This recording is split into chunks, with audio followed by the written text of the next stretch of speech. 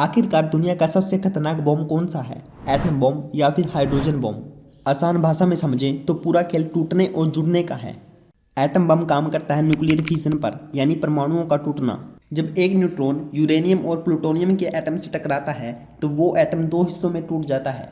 इसी के साथ जबरदस्त ऊर्जा और दो तीन नए न्यूट्रॉन बाहर आते हैं। अब ये नए न्यूट्रॉन फिर दूसरे परमाणु से टकराते हैं और ये प्रोसेस बहुत तेजी से बढ़ती जाती है।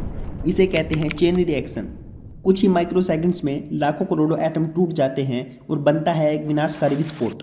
विस्फोट होते ही इतनी तेज रोशनी और गर्मी निकलती है कि आसपास की चीजें पल भर में राख बन जाती हैं। इसी के साथ आती है भयानक शॉक वेव और खतरनाक रेडिएशन। लेकिन हाइड्रोजन बम इससे भी कई गुना खतरनाक है।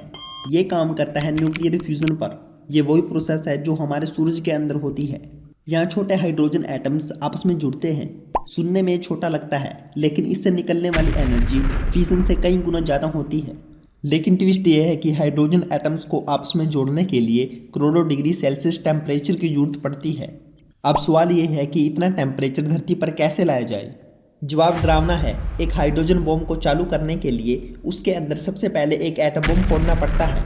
यानी एटम बम यहाँ सिर्फ एक माचिस की तिल्ली का काम करता है। जब वो धमाका होता है तब जाकर हाइड्रोजन फ्यूजन शुरू होता है। अब बात करते हैं बर्बादी की। एटम बम को किलोटन में मापा जाता है। हिरोशिमा पर गिराया गया लिटिल बॉय एटम बम सिर्फ 15 किलोटन का था। इसने पलक झपकते ही 1.5 लाख लोगों की जान ले ली। लेकिन हाइड्रोजन बम को मेगाटन में मापा जाता है। दुनिया का सबसे बड़ा बम जार बोम्बा 50 मेगाटन का था, जिसका परीक्षण सोवियत संघ ने 1961 में किया था। यह हिरोशिमा पर गिराए गए एटम बम से 3300 गुना ज़्यादा ताकतवर था।